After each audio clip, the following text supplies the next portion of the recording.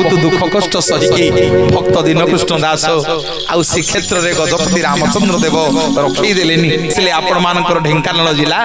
एक घरिया ब्राह्मणी नदी कूल को एक घरिया कर दिया हला आसिकरी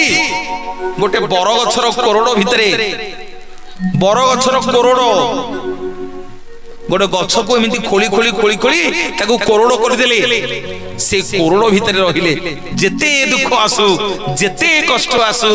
जगन्नाथ नाम को से भूली नांती जदि मुंड नुआईबी आपनक पाखरे